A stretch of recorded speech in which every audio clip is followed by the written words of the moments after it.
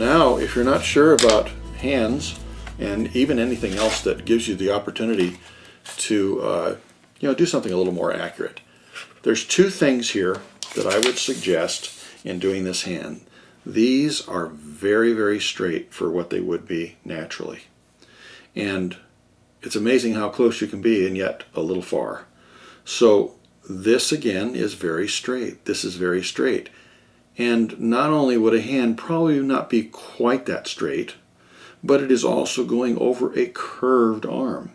So naturally it's going to be, a little bit like this. And now I have a chance to see, oh, this would be arced like this, possibly. And it's not going to be accurate, but I still just want to make a point. So a little curve in here makes a big difference. We want to be able to show that it's on top of the arm. So we're going to be able to take this shadow, and this finger is blocking where that shadow goes underneath. So in reality it'll be probably above the other edge.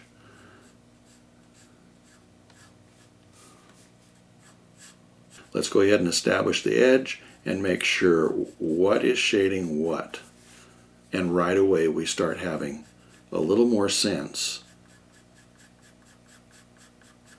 of dimension.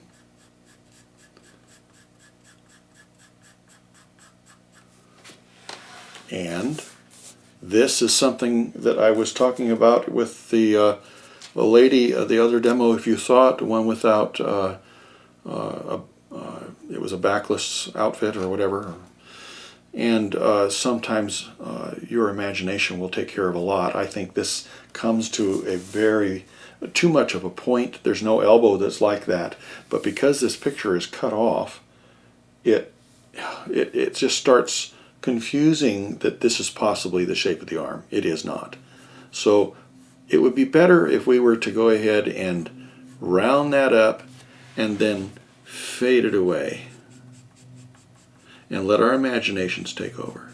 As long as we get it going in the right direction, we know the length of the elbow should be, of the arm. It'd be better if we just let, again, our imaginations take over. So I'm going to have a clean edge and I'm going to drop the shadow down, just like I did for the fingers. So a couple more things. We could come up here and do exactly the same thing, even though this is probably not done because it's very difficult to see in the photograph.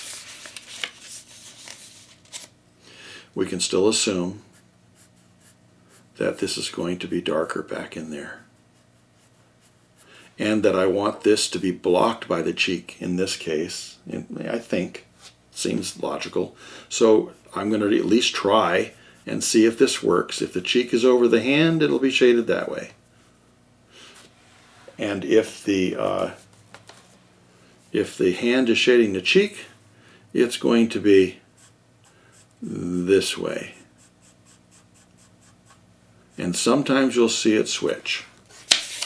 So you can make a determination as to what is in front of what is over something else, and you can gain a whole lot of dimension if you will just pay attention to what am I going to do with the shadow.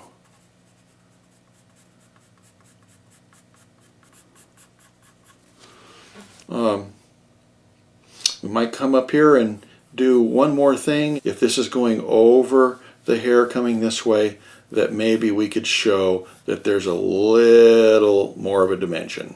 Because that tiara was eliminated there, it is probably, it probably would have been a little more hair up here. But now, see, I have a chance to show that this is going over this. This might be going, and it might be going under this, that lock of hair.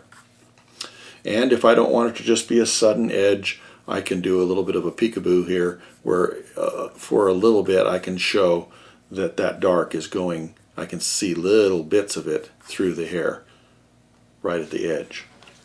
So now I don't want to have that become solid, so I would come back in here and I would make sure that any shaded spaces between the hair would get a little darker as it goes into where there's less light.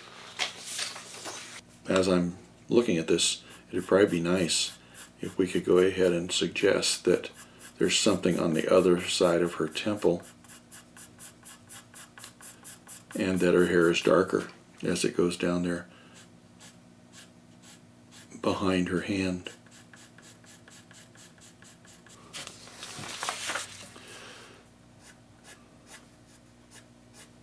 So it looks like we probably have a face that is shading the hand over here. That's looks like to me that's probably what's happening. Now these are just principles. I'm not going to work this out to perfection, but I would suggest that we try to see curve. Now that I've made this dark, now I can go ahead and round this forward because this is on the shaded side of the face. And there is a temple where the hair feathers into the temple.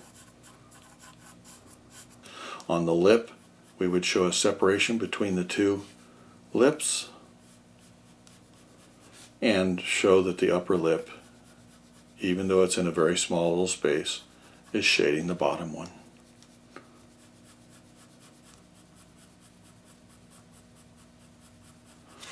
I hope that helps, and let's see what we had before. Good picture. Glad you sent it in. Thank you so much. And see you in the next demonstration.